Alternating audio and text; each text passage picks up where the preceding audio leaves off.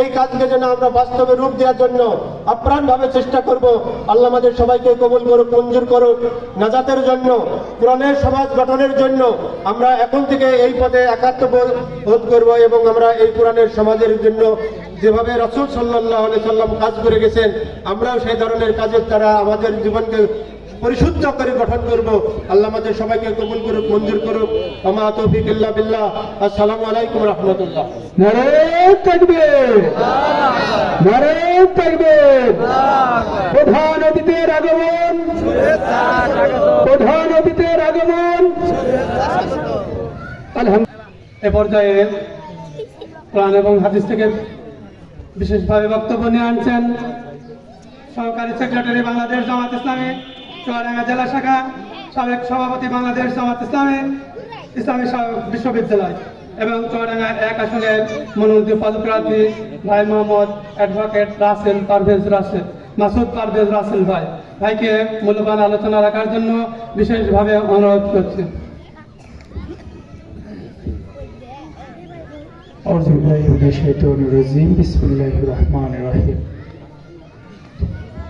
Bangladesh Jamaat Islami Khadimpur union কর্তৃক আয়োজিত আজকের ইফতার পূর্ব আলোচনা সভার উপস্থিত সম্মানিত বিশেষ অতিথিবৃন্দ, চুয়াডাঙ্গা জেলা জামাতের সম্মানিত কর্ম পরিষদ সদস্য শেখ নূর মোহাম্মদ হুসাইন টিপু, উপস্থিত মোহাম্মদ দারুস সালাম, উপস্থিত আছেন জিএ সাংগঠনিক থানার সম্মানিত আমির শ্রদ্ধাভাজন দায়িত্বশীল জনাব আব্বাস উদ্দিন, উপস্থিত জিএ সাংগঠনিক থানার সম্মানিত নায়েবে আমির মাওলানা মোহাম্মদ মনির উদ্দিন, অত্র ইউনিয়নের সম্মানিত নেতৃবৃন্দ, সামনে উপস্থিত একান্ত প্রিয় বিভিন্ন পর্যায়ের কর্মী ভাইয়েরা এবং রোজাদার ভাইয়েরা, সকলকে সালাম, আসসালামু আলাইকুম ওয়া রাহমাতুল্লাহি ওয়া বারাকাতুহু।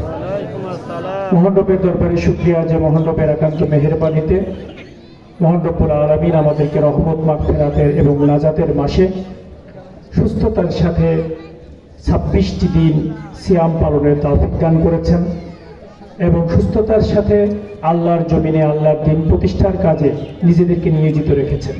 সেই রবের প্রতি আমরা শুকরিয়া আদায় করছি।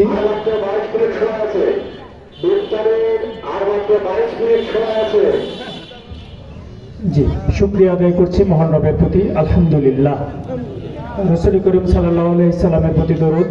যার আনিত জীবন বিধানকে বিশ্ব মানবতার জন্য একমাত্র আদর্শ হিসেবে মহান রব্বুল আলামিন ঘোষণা করেছেন এবং যার আদর্শের মধ্যে আমাদের ইহকালীন কল্যাণ এবং পরকালীন মুক্তি নিহিত রয়েছে, সেই রাসূলের প্রতি দরুদ পেশ করছি সাল্লাল্লাহু আলাইহি সাল্লাম।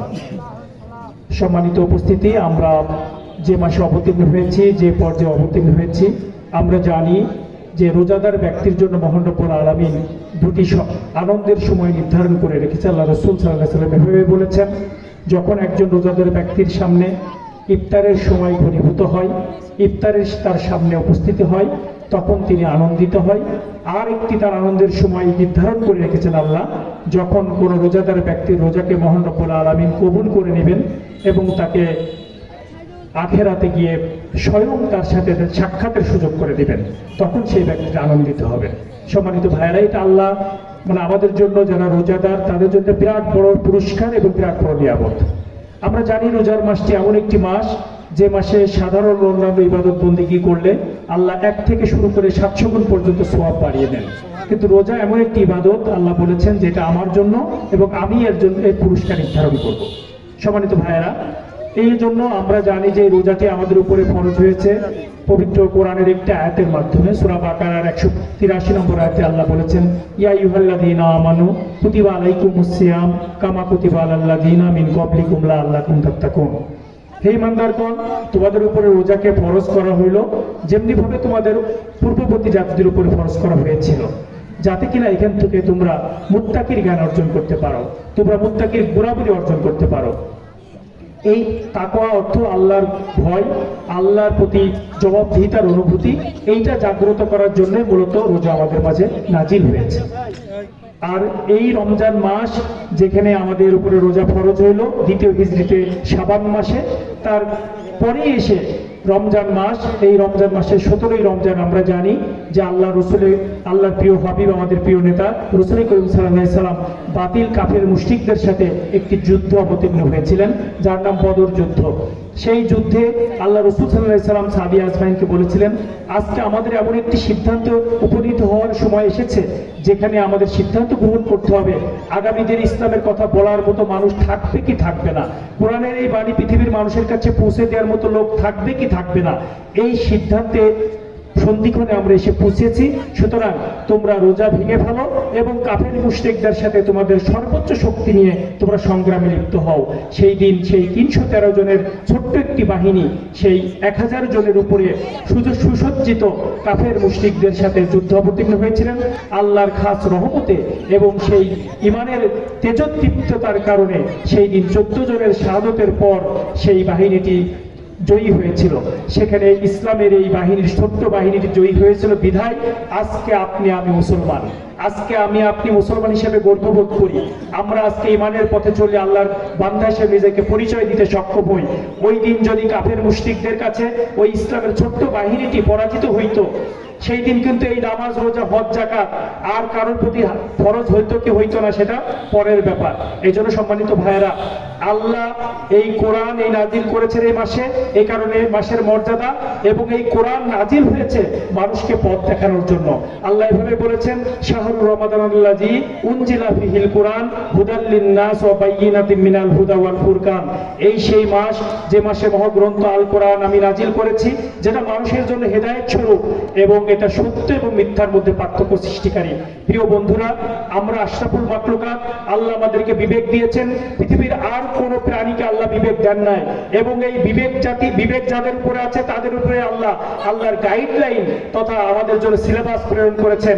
দুনিয়ার এই পরীক্ষা ক্ষেত্রে কোন সিলেবাস অনুসরণ করলে, কোন পন্থা অবলম্বন করলে আমি এই জীবনটাকে সুন্দরভাবে পরিচালনা করতে পারবো, আখিরাতের পরীক্ষায় পাশ করব, সেটা আল্লাহ বলে দিয়েছেন।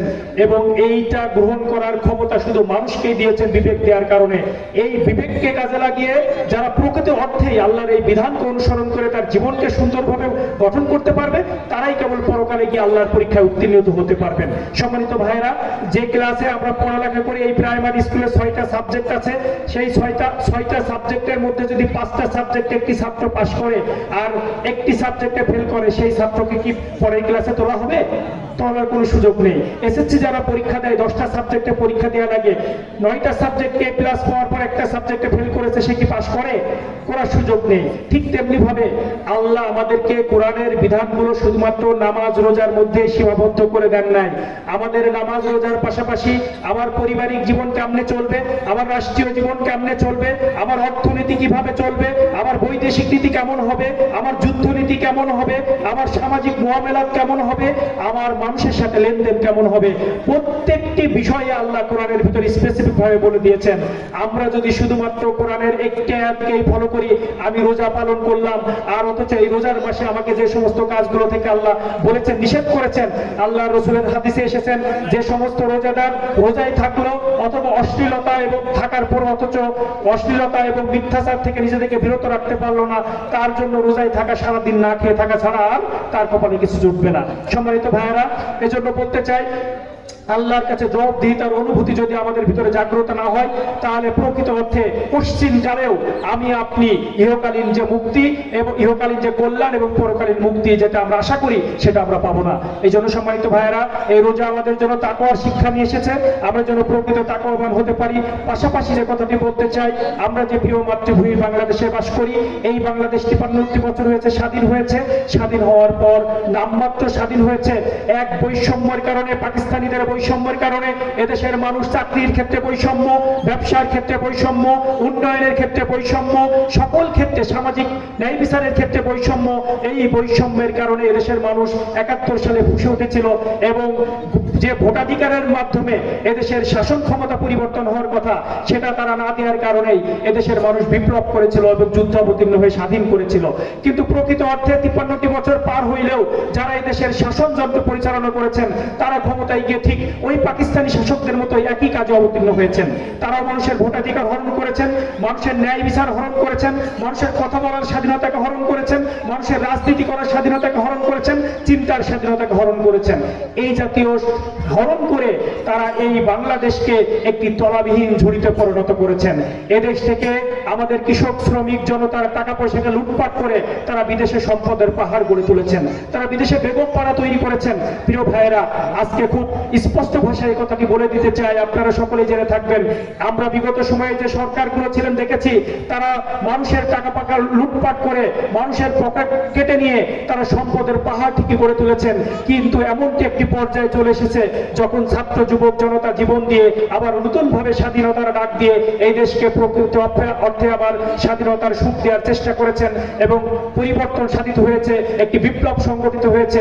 এরকম অনেক অর্থ সম্পদশালী মানুষকে দেখেছি আমরা, তাদের সেই সম্পদ ফেলে রেখে তারা পালিয়ে গিয়েছেন।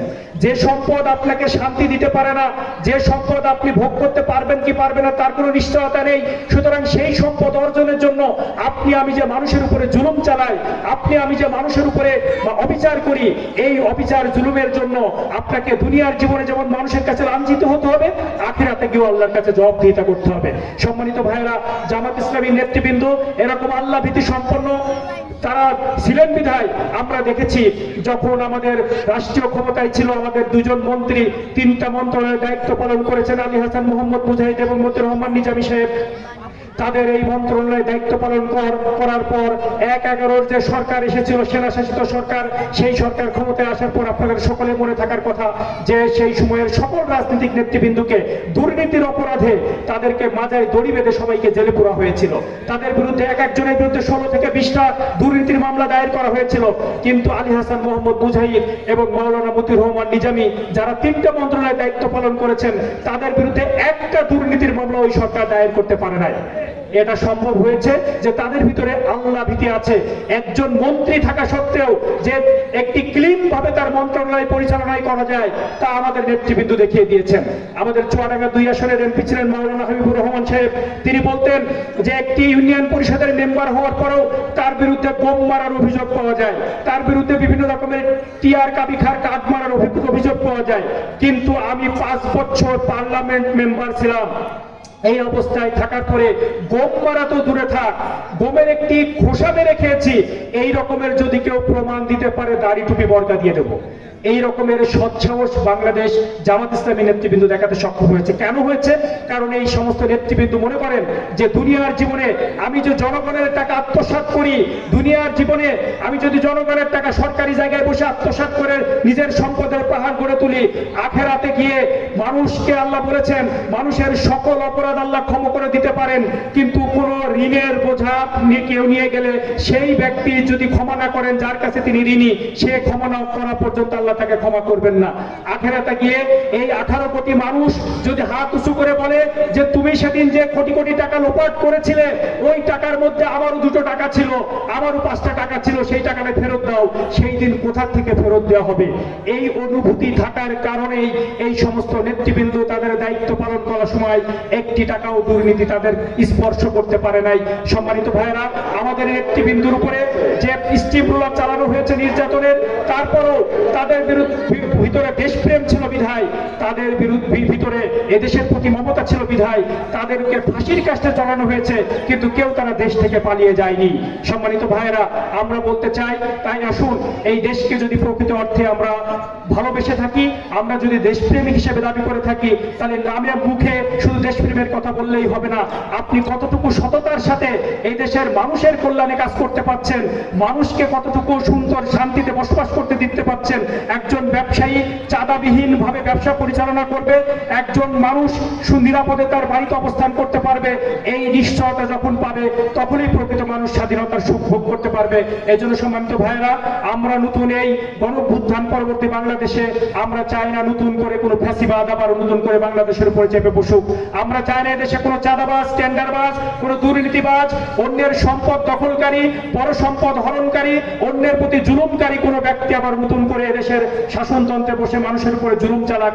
এই জন্য সেই সিদ্ধান্ত যদি আমরা মেনে নিতে চাই, আমরা যদি আমাদের দেশকে সুন্দরভাবে পরিচালনা করতে চাই, সকলেই সম্মিলিতভাবে প্রচেষ্টা চালাতে হবে, যাতে কিনা আমাদের আগামীর বাংলাদেশ একটি সুন্দর বাংলাদেশ হিসেবে বিশ্বের দরবারে সামাজিক মর্যাদা সম্পন্ন, অর্থনৈতিক সমৃদ্ধিশালী একটি দেশ হিসেবে যেন বিশ্বের দরবারে মাথা উঁচু করে দাঁড়াতে পারে।